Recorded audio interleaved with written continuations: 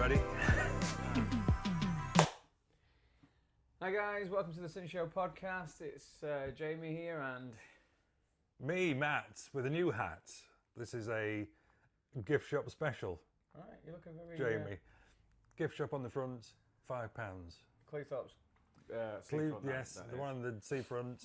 You're looking quite gothic. You can, but I feel a little bit like, dark. I'm not dark in mood, I'm dark in clothed. Just vibes. It's a gift shop. You can buy hats, you can buy travel adapters, and you can buy Rubik's Cubes as well. Nice. It's a great shop. One of them, you go in, it just goes back and goes back really far. Love it. Like Mr. Ben, when you go in. Nice, and you went for the hat. And I went for the hat. Thought I'd have a different hat. Why not? Cool. You look like Matthew McConaughey out of that film with... Do I really? I wish I The did. Dark Tower or something? Something to do with towers. It's a Stephen King... Dark Tower. Is it Dark Tower? Yeah. Dark Tower. Giving off Him and vibes, mate. Idris. Yeah.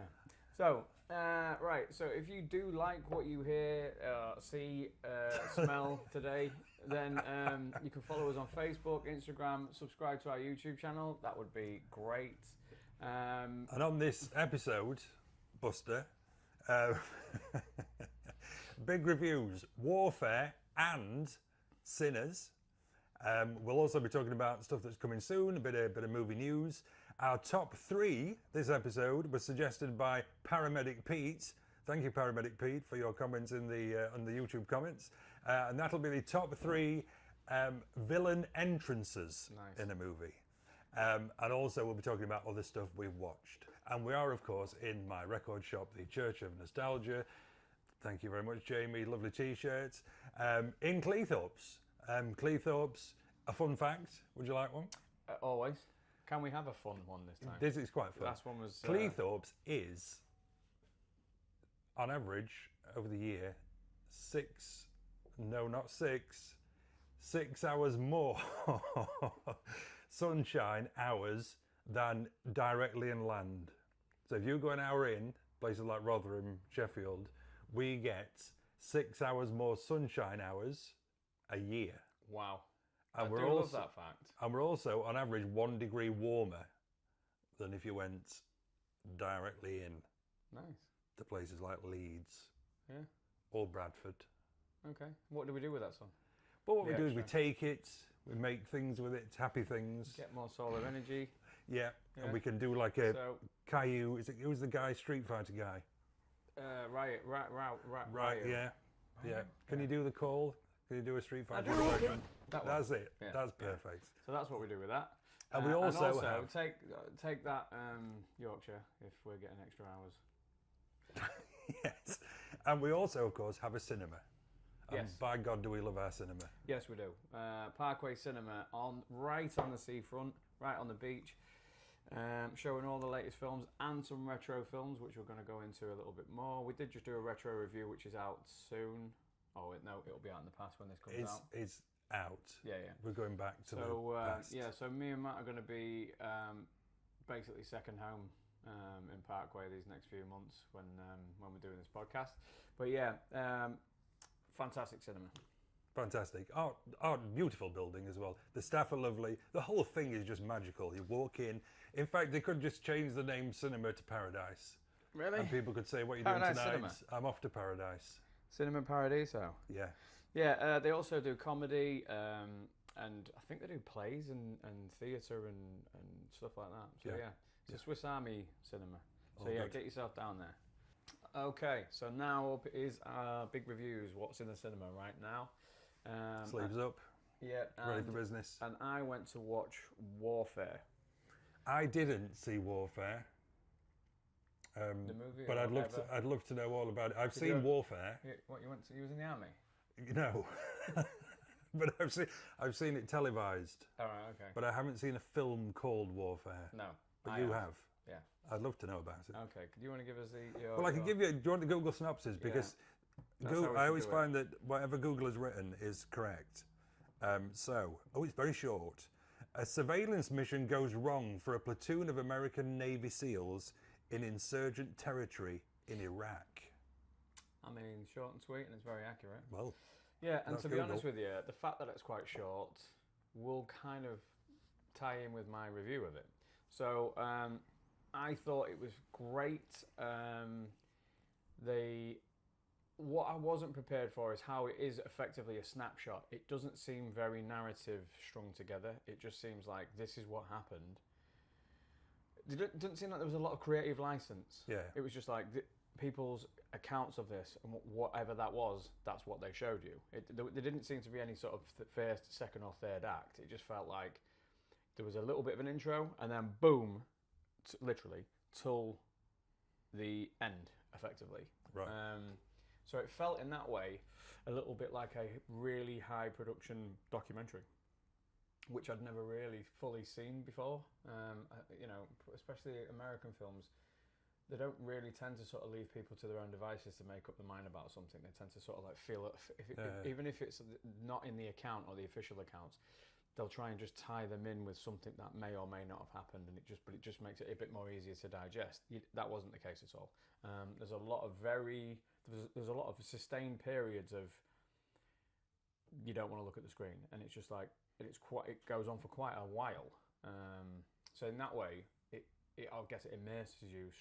So it's basically got one location. Yes, it is one location pretty much the entire film. But one thing I do have to say that it has a 10 out of 10, 5 out of 5 is sound design.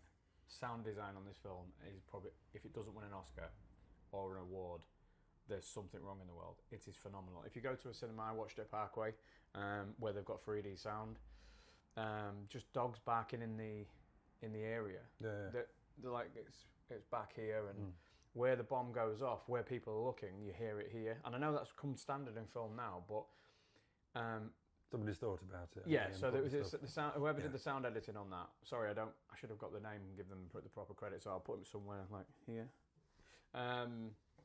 But basically, it was the best I've seen for a long time. Ironically, one of the better ones I've seen for a while before that was U571. Do you remember that film? Yeah. So I guess war films really with Matthew McConaughey. Yeah, yeah.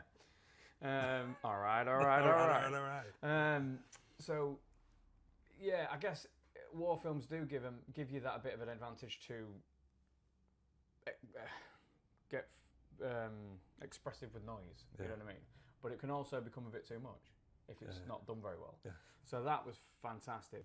Real stellar cast. You've got Will Poulter, Joseph Quinn. You've got Michael Gandolfini, son of the awesome James Gandolfini.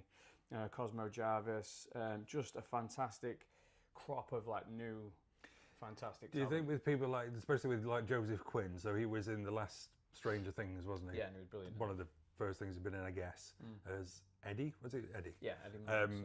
And everybody loved him. And then it's kind of now Hollywood's kind of got him. So he's in the new Fantastic Four. He was in the Quiet Things. Quiet Place. Quiet Things. Part 1. Stranger Things, Quiet Place, mixed together. Yeah. Stranger Place. There's an idea there for you. I want Stranger Place. I want a commission on that. But the cast was obviously it was in good hands. Yeah. So I've got nothing to complain about there. If you go in knowing, I'm not going to give any spoilers away, obviously, but if you go in sort of thinking you're going to watch a war film that's going to play out like a novel or anything that's going to give you any real payoff at the end of it, you're probably going to be a bit shocked or surprised. It isn't. It's just it's like somebody opening up a window to say, have a look at this, and then just closing it. Nicely explained. Yeah. But I would watch it again, but I would massively recommend watching it at the cinema. So if it is still on at Parkway, get yourself down there. But yeah, that to me was a 4.5 out of 5. 4.5. 4. I'm going to demote it to a 4. Yeah, 4. 4.5. 4.5. Yeah, good. 4.5. And the one thing being that the half coming off is that I've probably for me to give it a 5, that means I'm putting it in the category of Full Metal Jacket, Saving Private Ryan, and it isn't there. Yeah. So that's effectively how I'm being a bit diplomatic about that. That's fair enough. Absolutely, if you can get down to watch it because it is phenomenal. Yeah. Good stuff. Highly recommended then. Yes, very much so. So the other thing we saw was Sinners. Yes, and I think it's now, the first Sinners, one we've both seen. This is the first time we've both seen the same film for the big review. I'm going to bring up the Google synopsis because we like a bit of that, as you know. So, trying to leave their troubled lives behind, twin brothers return to their Mississippi hometown to start again, only to discover that an even greater evil is waiting to welcome them back. That's Again. Sinners, baby. Again, very good. So who have we got in it? We've got Michael B. Jordan. Michael B. Jordan. We've got Haley Stanfield. Stanfield. Yeah. Stand in a field. Yeah, someone standing in a field. Actually, there's a lot of people. We've got Jack O'Connell. Jack O'Connell. I like to say Jack. Yeah. Jack O'Connell. Who else is there? There's Leroy Delroy Lindo. Yep, that's where we got that one. Yeah. And Caton. Where's my notes? Caton. Oh yeah, Caton. Is it Miles Caton? Oh, what a singer. Yes. What a singer, man. Yeah, the cast is for this is actually next level. And you got Wunmi Mosaku as well, who's a British actress who is everything. I was trying to think what I'd seen her in. She was in Deadpool and Wolverine, wasn't she, as one of the Time Chiefs? But she is absolutely brilliant in this. So what do we think then? I told you when after I couldn't help but tell you I loved it. Yes. Absolutely loved it. Now, this was the first film I've seen in a long time where I actually feel like it was an experience. It was like an event watching it, and that was largely in part to the music. Yes, the music, and I have had that soundtrack on my phone in my AirPods since I've watched it. Yeah, it's a blues fusion with some modern stuff, but effectively it's blues and Irish and Celtic. I don't think we really need to spoil why there's sort of like those types of music in there, but yeah, it's just every song's a hit. Every song hits. There isn't. It's like one of those albums years ago where you just put it on and it's unskippable. You could just let it play through. The music's kind of, and that's the bit that kind of, because I liked it. I really liked it. I don't know yet whether I loved it. The more I reflect on it, the more I liked it. But what caught me off guard for me was that I got it in my head for whatever reason. It was going to be a kind of a half and half, kind of some dramatic lead up, and then full on balls to the wall, dusk till dawn, crazy horror stuff, which it isn't. The jump's not that hard. Yeah. It kind of blends into the next kind of part of the story. Yeah. It's teed up a little bit better as well. And I didn't factor in the music, because the music throughout the film, but also as an audience member, is quite bewitching. I'm going to say bewitching. Yeah. Well, there's a couple of little haunting tracks on there. It feels like it gets under your skin, the music, and kind of drives the film. So the music is a huge part of it, isn't it, really? Yeah, massively. And I think without it would it's be another character in the film. Yeah, it is. Yeah. Absolutely. So there's a particular scene in it, and I won't go into detail because, again, going back to cinema and why I thought this was an event, there is one scene in it where I think just saying that there's a fusion is enough, but you won't miss what I'm talking about. It's music. It's a music mashup, and there's like a camera panning over. It was a perfect scene. It was a 10 out of 10 scene. There was nothing wrong with it. The cinematography, the music, the acting, the dancing, the choreography. It just put me back on my seat. But the funny thing about it was, when that scene very first happens, it's quite jarring. Because out of nowhere, something happens, and you're a bit like, what am I watching? But as it goes on, you're like, this is unbelievably powerful. Yeah. So that scene alone. But yeah, I get it. I like the fact that when we're talking about the horror element of it, the horror element is there, and they are sticking way more to traditional, the traditional vampire story. It's not. I didn't find it scary. The scariest part of it I found was the very, very beginning. So when young Miles Caton goes into his smash cut. Yeah, so yeah. Good. So now those bits really frightening. I thought, hey, we're on for something that's quite scary, kind of all the way through. But the rest of it, I didn't find overly scary because I mean, at the end of the day, it's kind of vampires and so there was no but kind of. I actually think Ryan Coogler, the director, didn't really set. He's written a different film on the backdrop of a horror. He hasn't written a horror. He's written a film and he's set it to the backdrop as partial horror in there. I also didn't necessarily think it needed vampires in it, weirdly, because there's another element of threat. But then I think the vampires are actually representing something else. So that's what it's rather than being super direct and telling a story in a way that people have seen it many, many times. I'm obviously referring to the KKK, things like that. It's kind of like just showing it in a different way. That if you remove that, it almost makes it less political and more about the story, more about being attacked, more about that threat, more about that evil. I think we should have a spoiler section at the very end of the podcast. So rather than we'll tell you in a minute spoilers, well, at the very end we'll do, because there's some stuff at the end, isn't there? So look away now, that type thing. Yeah, well, we do it at the very end before we kind of sign off altogether. So basically, if you've seen it and you want to get into kind of the spoiler stuff, when you get to the very end of the podcast, we'll just have kind of 5-10 minutes just I'm up for talking that. about those bits, because it's hard to talk about, isn't it? Because there are bits in it. But generally, then, so the first part I liked,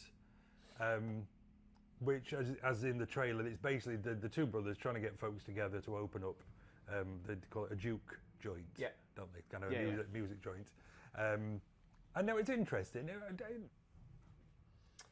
As a film, like as a filmmaker and as a film, if I'm looking at it from that point of view, the narrative and the film itself is not. It's not a perfect film by any stretch of imagination. There's a lot of little plot things where you're watching it and you're like, actually, and I would have done this or I would have done that. And that a lot of people who like to sort of look at film that way rather than just take it at face value, they'll always have their own little ideas about what they would have done. It's very rare that when you look at a film and you're like, that was perfect. This had a lot of moments where I was like, probably could have done this, could have done that. Just my own personal view on it. So as a film, I'm giving it 4, but as an experience, I'm giving it 6 out of 5. Right, so you surprised me because I was going to give it 4 anyway, and from what I've been saying, it sounds like I didn't enjoy it quite as much as you. But I do like it more the more I think about it, and I think I'll actually enjoy it more because I think that is possible on a second viewing. Yes, and on that matter, I've actually been thinking about going to watch it again, and potentially in 70mm, like on an IMAX, because it was shot in 70mm to sort of see it and thing. But it's. And I think I was so focused in on it's going to be a bit of character development and then this crazy horror film that I kind of missed some of the subtleties and some of what makes it really good, really. Kind of that music that's woven through the whole thing and all that kind of stuff. Because I was waiting for the kind of the bloodbath, really. So but that doesn't mean it's any worse for not having that kind of bloodbath, crazy horror stuff.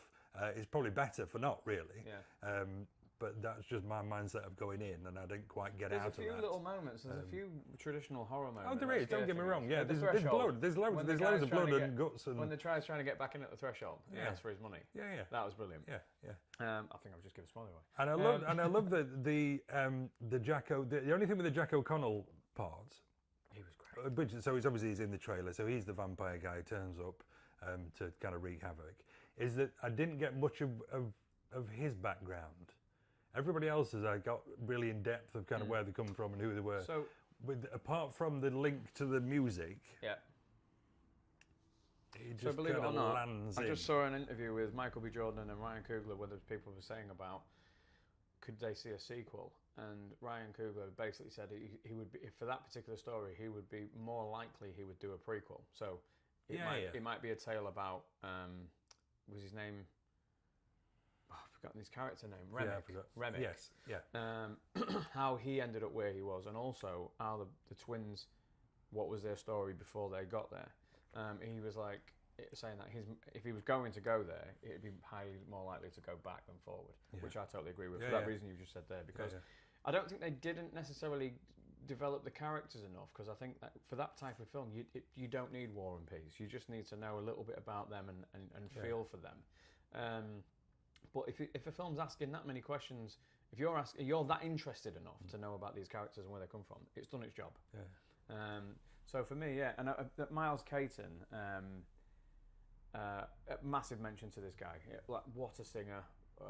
fantastic actor. It's almost like he's been overdubbed or whatever the term is when they put audio over the top. Yeah, because his voice does not fit it's how he so looks. deep, even when he just speaks. Yeah, he seems very worldly, like he's from a different generation. Yeah. He actually feels like he's from that generation. Do you know what I mean? But yeah, no. So like as a film, I'm giving it 4, and as a experience, I'm giving it 5 + 1. Well, I'm going to give it 4, but that may well go up when I've seen it again. Right. So definitely a recommendation, folks. Oh, go and see it. Try and see it at the 100%. cinema. Support your local cinema. All good. So let's discuss new trailers we've seen. Go on. Let's. Predator Badlands, a new Predator film. Can't remember who it's directed by. I'm slightly. So they're messing with the. We'll have it. It's here. Great director. They're messing with the formula again. So what we've got here, we've now got young predators Right. on a planet, and from the looks of the trailer, it's basically a family, a tribe of predators, and one of the young predators gets separated from the rest for one reason or another, and then it's kind of a survival thing with that young predator fighting off various other monsters and bits and bobs, from what I can gather from just the first teaser trailer. Now it looks good, but that sounds good. It looks like a different predator. He's the younger teenage version. Okay. So he's not as grizzled, and his mouthy bits don't come out quite as much. He's still, don't get me wrong, he's still decidedly funny looking. But not as funny looking as the older Predators.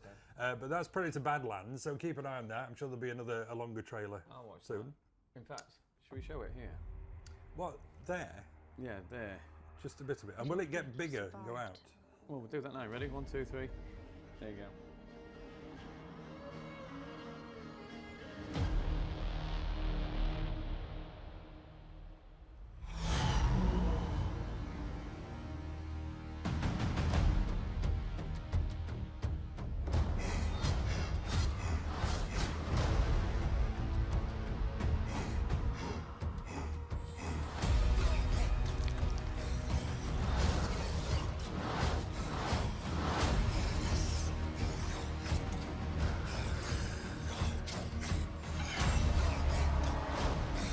You're hunting something that can't be killed.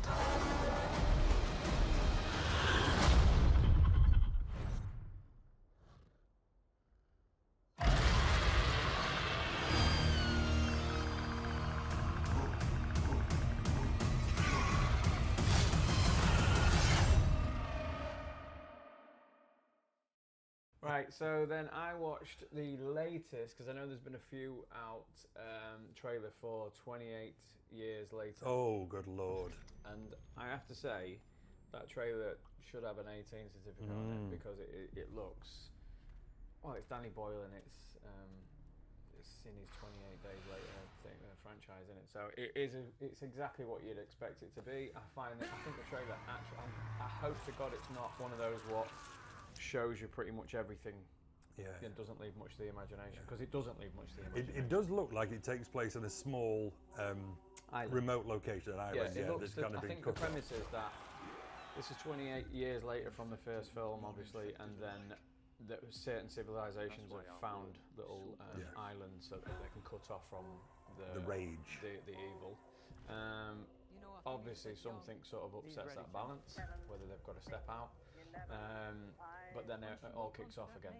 The thing I love about most zombie fans can't stand this, but it's like World War Z is the same thing.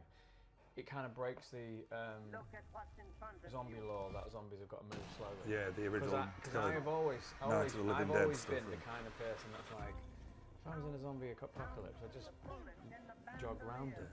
Yeah. But when they take that away from you, it becomes fast scary. Well, there was 28 Days Later. There was also Zack Snyder's remake of Dawn of the Dead introduced fast zombies. Oh, really? It's really good, actually. I watched it again. Yeah, that was a long back. Dead then, because that's kind of what set the rules.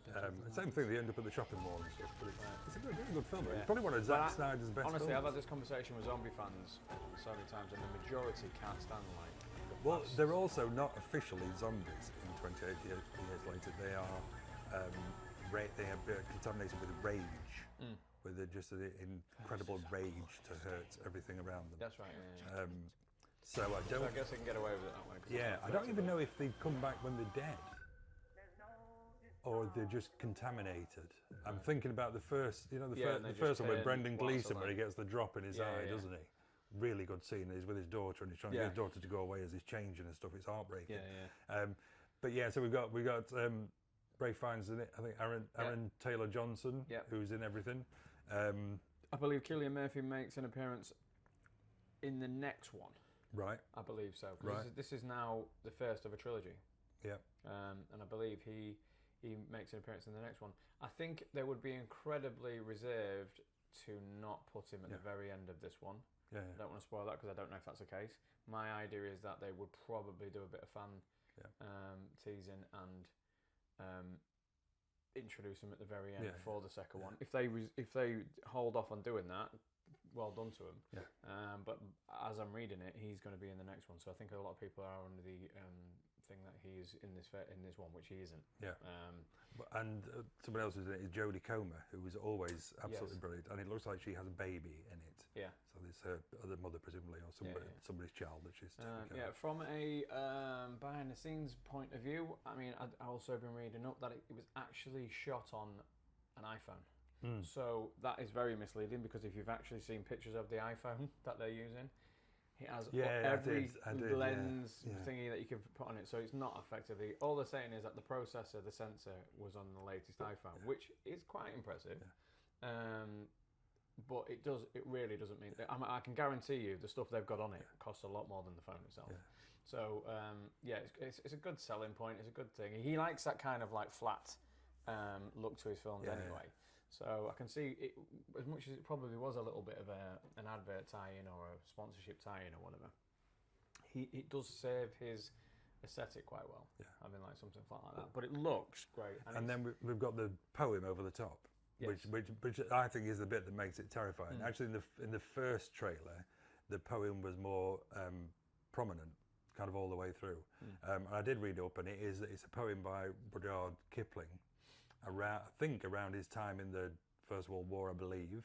And then it's been used since by that poem by the US military as a kind of a psychological breakdown technique. Oh, really? As part of US military training and stuff. So as you hear it on that with the lady, and then she's shouting and shouting and shouting, which is really scary for whatever reason. Yeah, I don't know quite why that gets under the skin so much, but it's just the way it's read. But that trailer has done its job for me, because I was always going to watch it. Good trailer. But I was always going to watch it anyway, but now I'll probably watch it first day it comes out. That's what that trailer's done. So. We will. So well done for that one. So a bit of news then. We've got some news. So the first bit of news is it's something I forgot to say. I think it was last episode. And thank you to, and I'm sorry if I'm saying this wrong in the YouTube comments, Hardcore Core. Where we're going with it?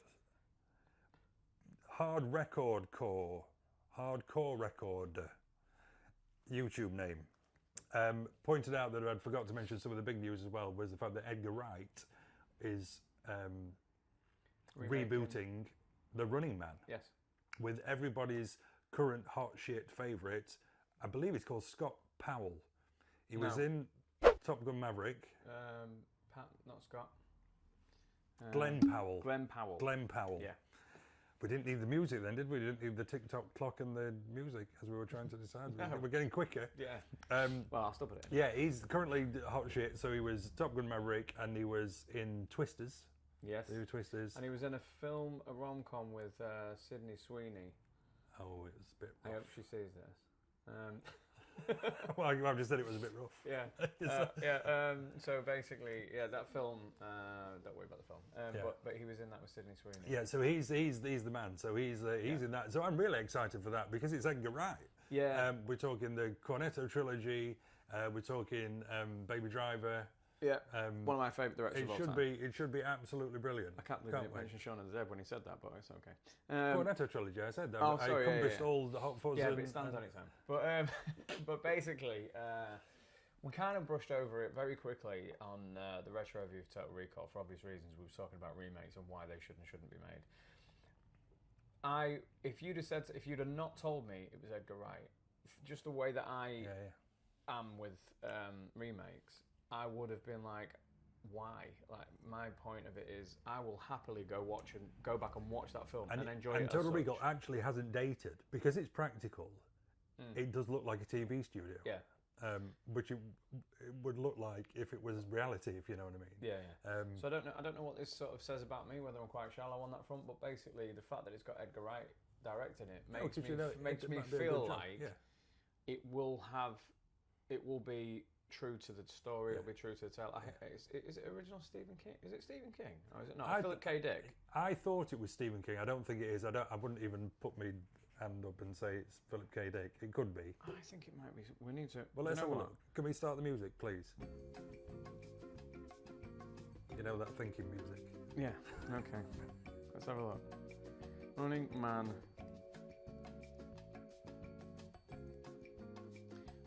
I always thought it was Stephen King. It is Stephen King. Yeah. It is Stephen. We want to doubt ourselves. Yes. Yeah. So I'm assuming then Edgar Wright is probably going to go more closer to the book.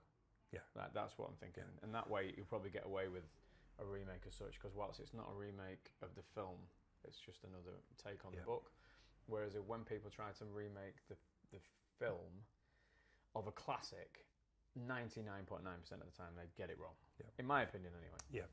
I mean, the other thing to remember with remakes is that they are going to do them. They're going to try them. We will always have our originals. Yeah. They will still be there. They're the ones that we can always rely on if we need to. But every now and then you do get a good... The Dawn of the Dead, I wasn't about the Zack Snyder film. It's a perfectly good film. But yeah, so that's The Running Man. Thank you for just giving us a nod on that. Top Gun Maverick director is directing a new Miami Vice film. Oh, really? Didn't know. That's all I know. Don't know who's in it. Don't know anything. The last time we had that was Michael Mann's version of Miami Vice, which was a very... almost... It was too real, too gritty. Colin Farrell and Jamie Foxx. Yeah. I've only seen that once. Yeah, it's good, and that's shot weirdly as well. Quite blurry, very digital, blurry. That's Michael Mann again. Same with Heat and things like that. He Public really Enemy was the same, wasn't it? Yeah. Well, Public Enemy, he shot that on a different frame rate, I think. Yeah. Which made it look a little bit like amateur as such. Like it gives you that amateur TV type look. Normally not the done thing in cinema. But yeah. So that's that. And then the last bit of news I have, and this makes me quite emotional to say it, is that there is going to be a Roadhouse 2 with Jake Gyllenhaal. Okay. Because controversially, that was probably my favourite film of 2024, released directly to Amazon. I must have watched it 4 times. Really? Already. I absolutely love the fucking thing. Well, for me, that lies in exactly what we've just spoken about. Because I absolutely adore the original. So do I. So do I. I watched that, but I watched that pretty much like this the whole time. I don't know what it is about it. Is it the setting, the Florida Keys? Is it just the crazy 90s vibe? What do you think about Conor McGregor? Oh, I thought he was wonderful. I know everybody hates him, I know he's effectively playing himself. I thought he was just played a nutter. I thought the whole thing was just so easy to watch. And literally, I've watched it 4 times since it came out. Jake Gyllenhaal in that film is being ripped. He is. It's cool as fuck. It's brilliant. It's a brilliant film. If you've not seen it and you've heard bad things, I mean, Jamie, we're kind of 2 different camps here, but I absolutely love it. It'd be a 2 out of 5. It'd be 2.5 out of 5. Oh, I'm 4, easy 4. Nah, 2.5 out of 5 easy 4. for me. Now, the only thing that worries me is, and this may be controversial as well, is that the director is going to be Guy Ritchie. Now, I know lots of people... Of the second film? Yes. That's weird. I know. Okay. So I know a lot of people swoon over Guy Ritchie that he is something altogether. I think he's very hit and miss. I think some stuff's really good. Well, I mean, I think some stuff's not so good. To be honest, his reviews and the ticket sales on his films he's exactly what currently a 3-star kind of movie guy. So that slightly put me off a little bit. Oh no, that would make me want to watch it. Oh, you see me, yeah. But anyway, I love it. I will fight anybody that disagrees. Right, okay. Roadhouse. Are you going to break out your yes. Kung Fu again? Yeah, so yeah, we'll have to agree to disagree on that one. Yeah. And that's it for news, folks. So let's now get on to this episode's top 3. So, this episode's top 3 brought to you by Paramedic Pete. Thank you, Paramedic Pete. Anybody else wants to recommend any top threes for us to discuss in an episode, please do. So, Paramedic Pete recommended that we talk about our top 3 villain entrances. Entrances by a villain. Now, I've taken it as a human villain. Okay. Yeah. So an honourable mention That's would how have I been took it as well. would have been things like Alien, chest busting, huge entrance, Shark from Jaws. and Shark from Jaws. Bruce. But we've kept it as humans. Yeah. So we're going to go 3-1. 3 being a really good villain entrance, but 1 being the very best, we think, villain entrance. So my number 3, shall I start? You go on then. My number 3 is Christopher Waltz, Inglourious Bastards. That whole beginning scene where we get to know him, he introduces himself, and he is the most terrifying, awful man. Doing doing horrible things, but behaving normally in a really quirky way. Talk about how to sum up a character. I mean, I know it's a fairly long scene, but within a short time, you start to get the gist that this is just a very unhinged, psychotic. Yeah. And I think that's always like when you get when actors get a script, they get obviously to read the entire story, so they know where these things go. But I also think some of the best actors in the world will come out there and put their own thing on that. I don't think for a second that whilst Tarantino speaks to his actors for hours on end, he invites them to their house, they watch all old films, they discuss this thing. I don't think for a second that he goes to his actors, right, you must say it like this, you must do it like this. So Christoph Waltz clearly... And we didn't know Christoph Waltz, really. No, that was the other big surprise about him, because he's a very individual, very unique actor, isn't he? Yeah, is he Austrian? I think he's Austrian. I think so. So he... that doesn't mean that he's weird. No. To all Austrian people. Well, some of them are. But basically, so the way I took that is his character and that how I did it is that he's come with a very good idea himself and executed it unbelievably. I think he get an Oscar nomination for it. I think he did. He did. So that's my number 3. I mean, talk about an entrance. Yeah, is it the bit where somebody's hiding some of the he's hiding some Jewish folks underneath the thing, and he knows they're there. But then he starts talking about being a rat catcher and how he can. But does he do some silent bits as well? He does. That's the tension for me, where he's like the guy, and the actor the guy who he's across the table from just looks. He has that. Is he French? He's supposed to be a French guy looking, and he just has that very traditional sort of like look of that time, and it just everything just fits so well. There's some tense bits, and the scene. I mean, we'll do Inglourious Basterds, I'm sure, at some point, some kind of Tarantino retro review.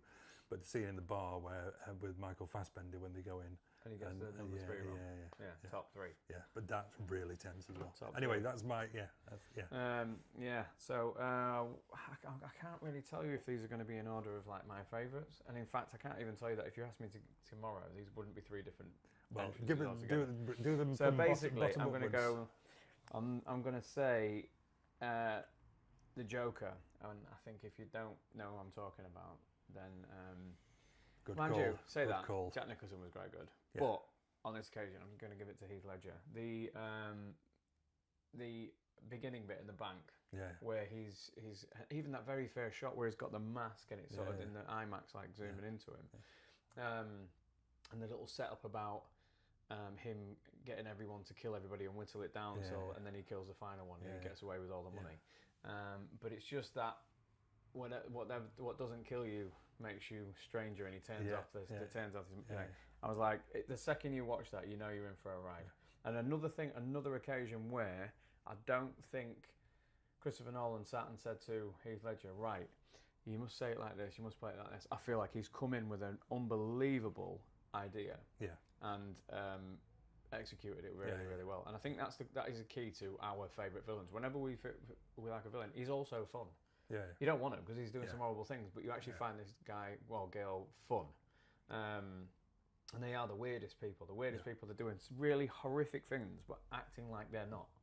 And it's like it's just run of the mill for them. But in that entire film, like Heath Ledger, I think he also got an Oscar nomination post. He got a posthumous one, didn't he? So correct, Joker. Brilliant. That's your number 3. My number 2 is, well, as you're watching this, there will be a 7. One of our retro review episodes of 7 will have been out. So do watch that, especially if you like the film. And if you haven't seen the film, watch that. Just be aware there are plenty of spoilers, including this one. So my second entrance is John Doe, or Kevin Spacey, in Seven.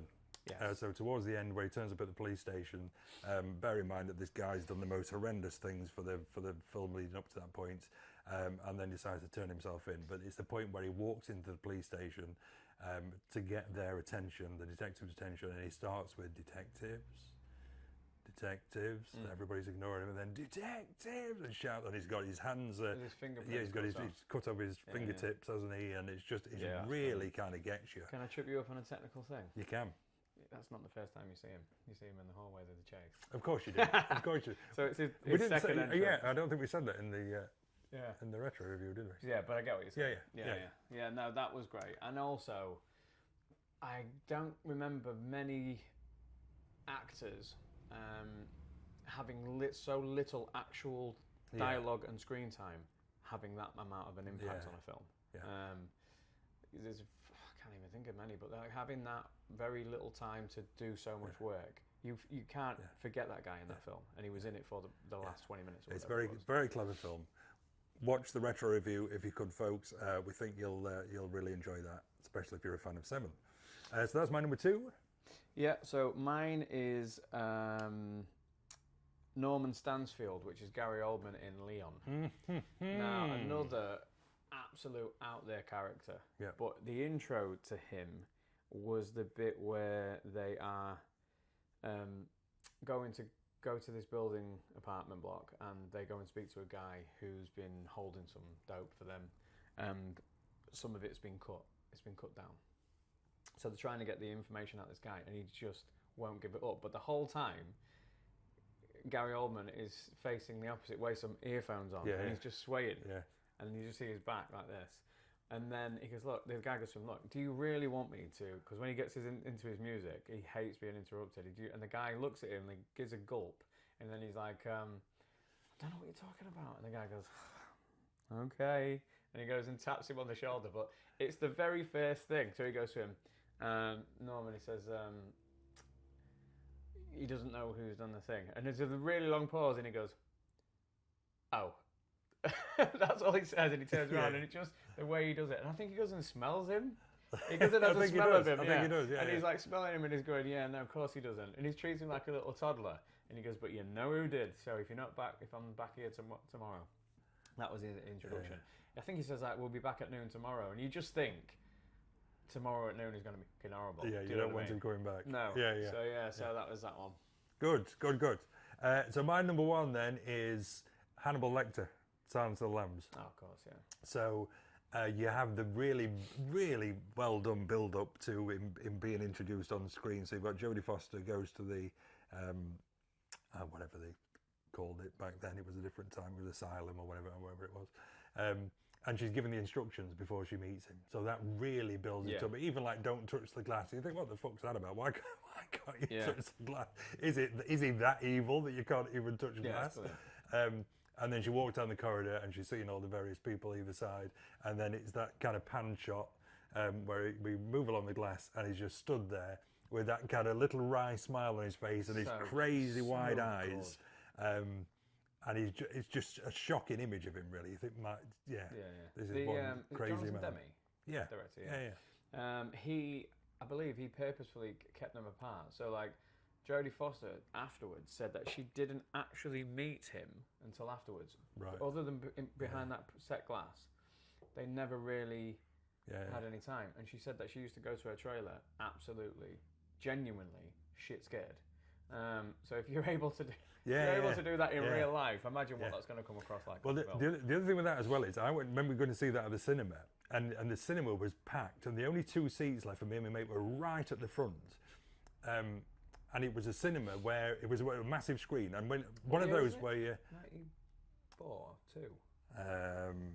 Can't remember. Can't remember what year it was. Yeah, go on. Start the music. And so we sat right at the front. And you know when we've ever sat, I don't know if you've ever sat on the very front row of a cinema, you can't actually see all the screen. So you have to look around the screen to see what's going off. It's almost like being in a massive IMAX, but obviously not in IMAX. So that made it even more... Yeah, it was 91. 91. God, he's close to older than 92. you think. It's nearly an Yeah. 80s film. Yeah, Crazy. man. But it was so, yeah. I mean, again, another character. Forget about the entrance. Just the entire time. Yeah. Another character. What was just like every time. It was just so. Yeah, you know what I mean? It's just like. Ugh. Yeah. Well done. So that's my number one. So mine is, and again, these are not in order of like best or not, but one that I thought was quite memorable. I think it's a 2017 or 19. God, we're terrible with dates and times. It, Chapter 1, and Pennywise in the Drain. Mm-hmm. Everything about that, the cinematography, the grading, the sound design, and the music, the lighting. I don't think like there's ever been a scene. Well, there's probably been plenty of scenes like that, but there's a scene where, and I think it what helps that introduction is it's a kid, which just again brings that extra vulnerability toddler, of like basically. But Skarsgård, Bill. Yep. There's a lot of Skarsgårds, isn't there? I know he's kind of the go-to monster guy now. He's gone to. I think he did Nosferatu as well. Yep. But what a fucking job he did of that! Like, what a job he did of that. To be that intensely weird. There's the bit where for an entire length of film. And it's the bit as well where he's in the drain. He actually drools as well as which is but it's just like his delivery of the lines as well. Like how sharp he is with it, and if you actually look at it from a kid's point of view, and there's just a little fraction of a moment there where a kid might see just a clown, you know what I mean, who's in trouble, and to be able to play that and then play it as creepily as it was, but the music in that scene as well is so good. That was one of my that was a fantastic entrance. Well, that's brilliant then. So there our top threes. Thank you. Hope that did you justice, Paramedic Pete. And now we're going to move on to other stuff we've watched. Okay, so let's go through what else we've been watching. Well, one I think we both saw was A Real Pain. Yes. 2024. Mm-hmm. Jesse Eisenberg. Was it last year? I thought it was this year. Okay, yeah, cool. No, it was because it was in the Oscars. Mm-hmm. Yeah. Eisenberg and Kieran Culkin, who won the Oscar, didn't he? Yes. Deservedly as well. Yeah. Oh, mind you, I can't remember the other thingers of that, but I might be wrong. But Directed by Jesse himself. Mm-hmm. Hamilton, written by. Yes, and I didn't realise he'd done another film as well, which I haven't seen. I just wrote it down because I've never heard of it. When You Finish Saving the World, with Julianne Moore's in it. Not seen it. No. So a talkie. I do like a talkie. Yeah. It's a very, very character-heavy film. Two guys, two cousins, get together. The loss of their Nana. Who clearly played an important part in bringing him up. And she was Polish Jewish. Yeah. Is that right? Yeah. And they're back. They want to go to Poland and visit where she lived. Yes. And so they join a tour, basically, don't they? Like a Polish tour. So you've got some other characters in there as well. And it's just like you say, just one of those kind of just character-driven. And it works because these guys are, character-wise, these guys are like polar opposite magnets. Yeah. Like they couldn't be more different in character. However, what's keeping them together is that grandma connection. One thing I will say, I don't know if this is a diss or what, but I think it's such a good film because whilst I don't know them in real life, you just get the feeling that they was kind of just really heavily playing themselves. Yeah. Like, you ever see Kieran Culkin in an interview, it's not too far from that film, and I would say the same for Jesse Eisenberg as well. That's not a diss because they've done it really well, but it didn't feel like a massive departure for them, basically. But nevertheless, still really well acted, funny, super funny. And it's weird that it's that funny because they're going to a tour in Auschwitz, and also there's a mental health element to it as well. Particularly Kieran Culkin. Yeah. So, but then to be honest with you, they are when I can think about comedy, they are my favourite comedies in the world. I don't mind slapstick, and I don't mind aimless sort of airhead type stuff. I love it. I love like Happy Gilmore. I love things like that, and that absolutely love it. But stuff that stays with me is like The Office, Derek, this Real Pain because it's comedy set against not dark stuff, but it's set against real stuff. And it's not an out and out comedy. So there's plenty of drama in there. There's a lot of they're basically flawed characters, kind of eventually talking through various issues that they've got. It reminded me a lot of those kind of films, like the Big Chill, the kind of the 80s film with Kevin Kline and William Hurt, and another talky one. There's a great film in the 80s called The Four Seasons with Alan Alda in. 3 couples, takes place over 4 seasons, obviously, which they've just remade on Netflix. Just remade on Netflix, and Tina Fey's directed. I've started watching it, but I don't really like it. But another great film, a kind of talky film. Before Sunrise, those trilogy with Ethan Hawke and I forget her name, which is really good. No, the French actress. Juliette Binoche. No. Monica Bellucci. No. She was also in American Wolf in Paris. Oh, what's her name? I can't remember her name. Yeah, we've checked out on that, I'm afraid. So that kind of I love that kind of talky stuff. So at the same time, I'm going to see films like Novocaine and The Monkey and stuff. I love that kind of stuff as well. So I'd really recommend A Real Pain. Yeah, I do. If that's your type of film, yeah, very much so. It's not like in the vein of, say, As Good As It Gets with Jack Nicholson, where it's like people with problems and stuff like that. It's not as well rounded as that. I know it's a completely different story. I think it's less obvious than that as well. It's more subtle. Popped in my head, but I'm going to go 3.5 out of 5. Oh, do we star what other stuff we've watched? I just did. I'm going 4 then. 4. Okay, yeah, that's cool. I like it. Okay. So we both watched that. I've got quite a few, so I'll go through them fairly quick. Cool. I've got Class of 1999. Football. No, 92. 80s. Sorry, not 80s. It's actually 1990. I know that because I've just looked down and I've written it here. Basically, kids have taken over. So all the schools have been overrun by evil kids. It sounds so far-fetched.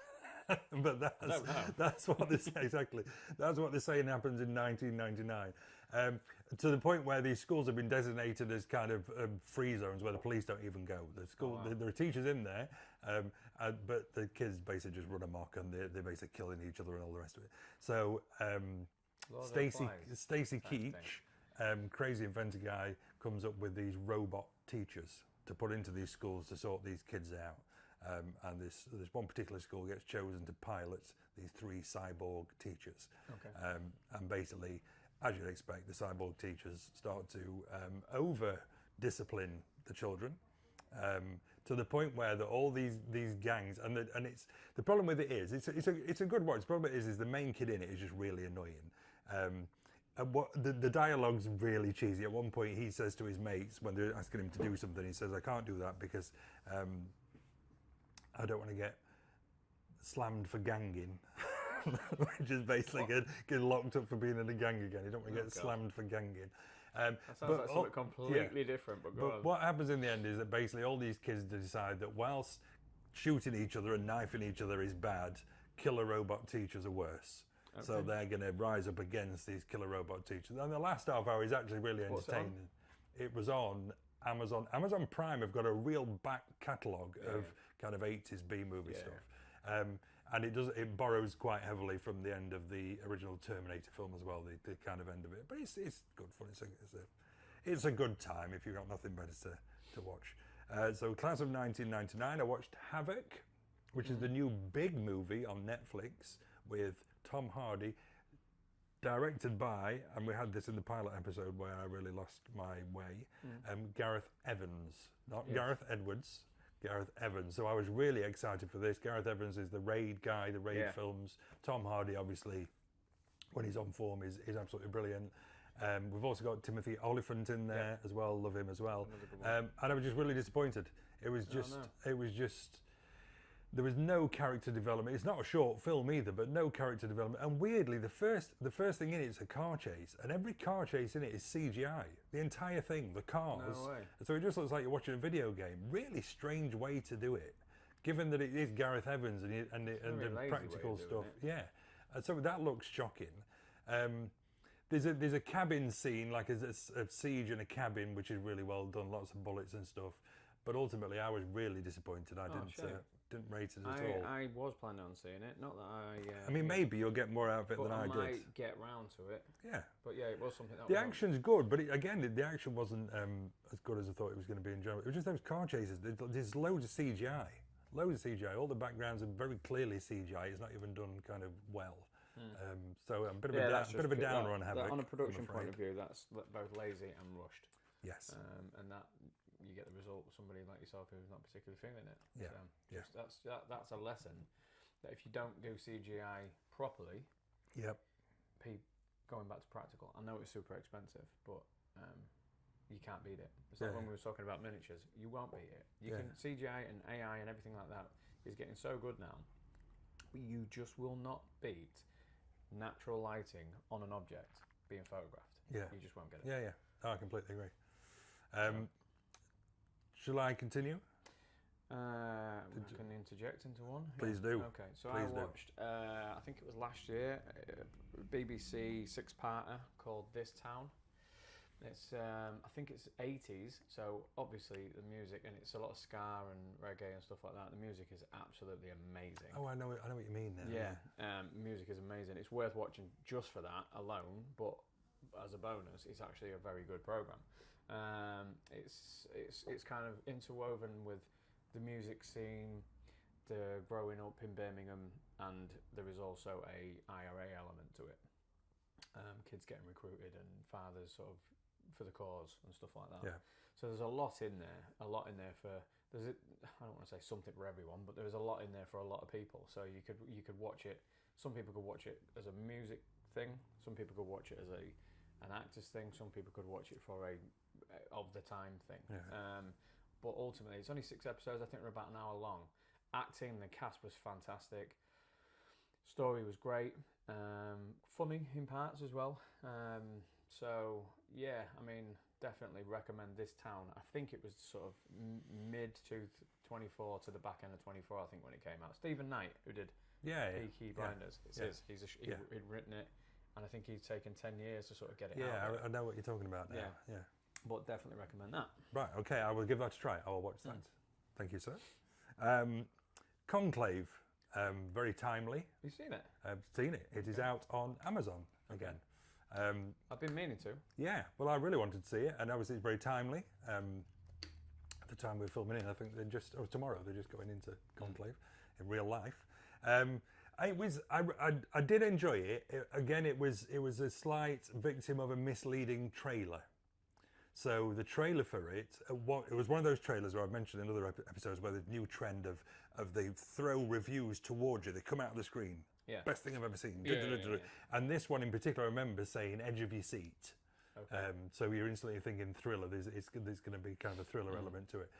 It's not a thriller. It's a political drama done really well. Okay. But it certainly isn't edge of your seat, or it wasn't for me. But you've got Ray Fiennes, you've got John Lithgow, you've got Isabella Rossellini, you've got Stanley Tucci. Who I hear is fantastic. Stanley Tucci as well, who's always brilliant. And it's basically just the politics. It's conclave, basically. So the Pope has passed away, and it's the politics of choosing the new Pope. And what I found really interesting was I didn't know how that works as such, the inner workings of kind of how conclave works and how it goes on, which is really well done and really well found out. And there are various things. There are various dramatic elements where things are uncovered about certain people, and there's kind of behind the scenes whispering and that kind of stuff. So it is really good. I don't want to say it's not good, but I wouldn't say it's a thriller. And the end didn't go where I thought it was going to go. Actually, I thought it was going to be a different ending, but it's good. But I definitely recommend if would have been doing it as a kind of a main review, it'd have been a 4 stars for me. Oh, really? Yeah, it is all talking. It's just talking. Yeah. We don't mind. Clearly. If the dialogue's great and the acting's great, that's what it's for. It's like you've got stuff like that almost reads as a play. Yeah. And it's a couple of hours long, but it play. didn't seem long. It was done well. Every intention of watching that. Yeah. Good. And the last thing, just to mention quickly, Maniac Cop, 1988. Why not?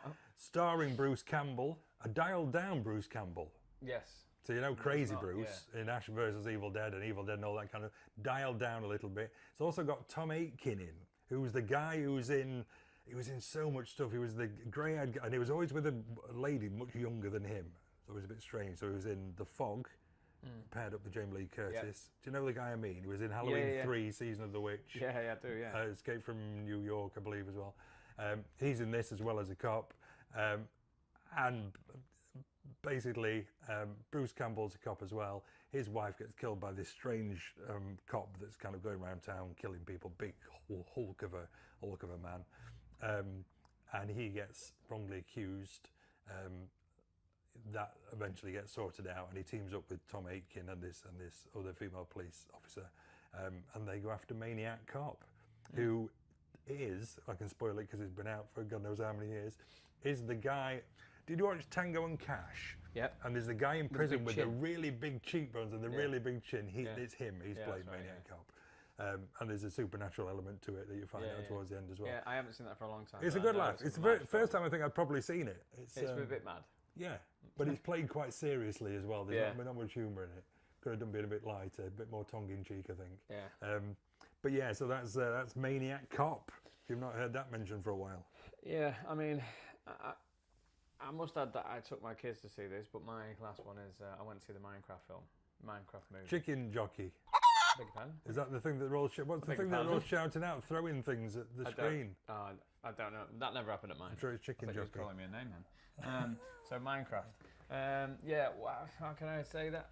I think Minecraft is. You can. I want to be polite here. It serves a purpose. Yes. What that purpose is I guess what you just go in for. Me personally, I took my kids to see it. It wouldn't have been something I'd have gone to see. And not that I'm averse to stuff like game movies. I've seen Super Mario and things like that. It was just like, it felt like it was too... It felt like it... Before I'd seen it, it felt like it was too much for me to go and watch it. Like the cast, the thing, the premise, the actual game itself is way past when I've never touched the game. Yeah. So there's no right connection to it for me. No, I've never played the game. So, but positives is there's funny bits in it. So you know, I laughed quite a few times. Jason Momoa was actually funnier than you probably think. And Jack Black's Jack Black. Jason Momoa was quite funny in the last Fast and Furious film. Yes. He played it quite camp, and I thought he was quite funny in that. There's a certain element to that in this. Yeah. So, but yeah, no, I mean, I could have waited till it come out on something, but it's definitely a Sunday afternoon watch. I mean, if you're a Minecraft fan, it's a must watch, I guess. My kids were saying that it doesn't necessarily follow full Minecraft lore. There's a few artistic licenses. I guess that's because making that kind of game into a film would have been difficult anyway. Yeah. But there was enough laughs in it to keep me sort of there till the end. So that I'm not going to give that a score. I'm not going to give that a star score. But yeah, that kind of is what it says it is on the tin. There's all the reports in there in screenings, particularly in America, audiences going absolutely berserk, and I've seen footage of kind of people just chucking stuff everywhere, and this whole bit of I'm sure it's chicken jockey. Is there a bit of fighting in like a ring, and Jack Black yells chicken jockey? Right, okay, I think so. And then, I don't know whether it's somebody riding a chicken or a chicken riding something else. I have no idea. I think so. But that's the bit that everyone's going crazy at. Yeah, no, that never happened. Thankfully, that never happened when I went to watch it. But it just does what it says on the tin. That's it. I think that's everything I've watched. Same, really. Everything that's worth note anyway. So yeah. Should we sign off? We can sign off. Right. Thank you for joining us. Feel free to leave us any feedback in the YouTube comments as we will read some out in the next episode. Don't forget to like us on Facebook, Instagram, YouTube. Subscribe to us on YouTube. And also anything under the comments, put anything that you want us to sit and talk about. A top 3 recommendation for the next one. Anything else I should recommend? Retro reviews, anything really. Are they recommending what t-shirts we should be wearing? Yeah. Cowboy hats. Yeah. Yes or no? Style us. Be our stylists. Okay, so what's next on But what we need to do before we sign off, so if you remember earlier on, to anybody who's kind of stayed to the end, just a quick spoiler on Sinners. Yeah, so turn away now. Yes, if you've not seen it, do not watch this bit. So we've got, I was saying about the character of Jack O'Connell. So basically he just appears. He kind of almost seems to land. Yes. And like a dusty run. Yeah, which I loved. Yeah, it was a really good shot. The smoke coming up, I loved it. I don't. You kind of want to know Where was he just before that? Yes. Yeah. Was it the? My theory is the music drew him there. Yes. So wherever he was. Yeah. Yeah. Because he gives that speech, doesn't he? Yeah, so that makes perfect sense because they are playing music as he comes, Yeah. and also That's when they start up. and that's revisited crazy again number. later in the film when Miles Caton sings his song "I Lied to You," which is out of this world. Yeah. Yeah. Because he does a speech, doesn't he, around music. Jack O'Connell's Remix character. Yeah. Around music and how powerful it is, and obviously he's doing his singing, his which I really loved actually. I love the Irish stuff as much as Celtic stuff, the way it was done. And I see an interview with Ryan Coogler as well, where people were saying, "Are you not worried that like the Irish are going to get offended that you kind of like attach that music to the evil part of the film?" Yeah. And he was like, "Look, you know, I've celebrated Celtic music my whole life," and he was railing off these films. I just wanted to include it in this as a celebration of that. But there's a little I can't remember the name. Lay Me Down Lassie or something like that. I can't remember the name of the song, but I think. But when she comes out to investigate them, to tell them if they've got any money or whatever, the song they're singing is unreal. Like the vocals, the song, it's so the tone is so nice, and that in and of itself makes it worse for what's about to just happen. You know what I mean? But it is strange because he does kind of warn him as well, doesn't he, about the clan? Yes. He says that what's going to happen basically. So you're going to have your big shindig, and then the clan are going to come back tomorrow and kill you. Yeah. To try and get them to become vampires, basically. Yeah. He says you might as well join us because they're going to come tomorrow and kill you anyway. Yeah. Which was an interesting angle on it. But I guess the big spoiler, and it's not. I mean, it's obviously Jack O'Connell gets dispatched, but then the big spoiler is but the thing everyone's talking about is the post-credit stuff. Yeah. So at the end, there's a post-credit scene. Yeah. So at the end, Jack O'Connell buys the dust, as do many of the clan, apart from Michael B. Jordan, one of the brothers, gets away, and Staley and Haley Stanfield's character.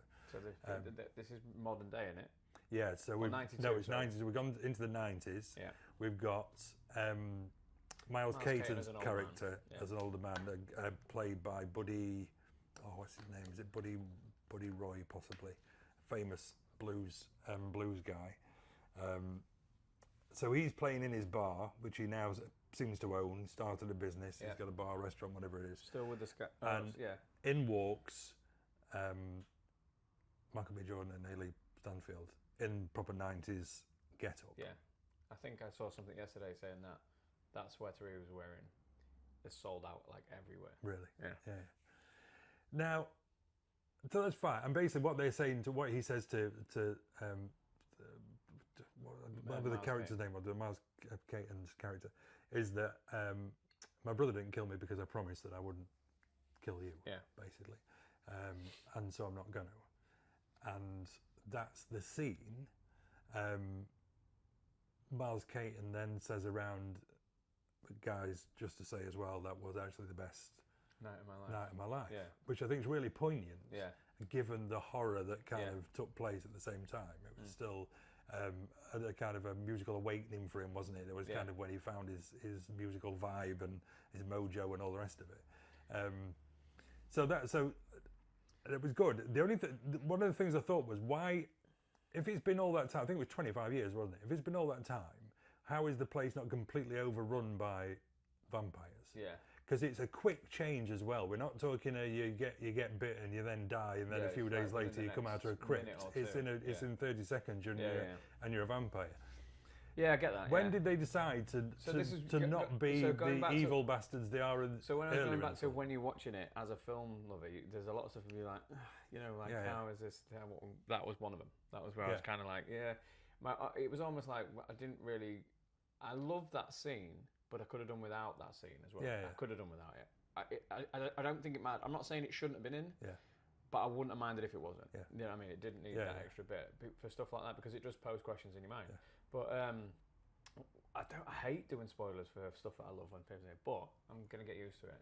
But the one thing I do need to go into a little bit more detail about is that scene with the music when it does the mashup between his blues and then out of nowhere, like an 80s guitar player just pops in there and he's just and like then you've got the playing guy and in the singing. decks. Yeah, and then it goes like to rap and hip hop, and then it does like old like traditional African dancers doing the thing, Mayan dancing, and it all coming in. And when it first happened, I was literally like, "What?"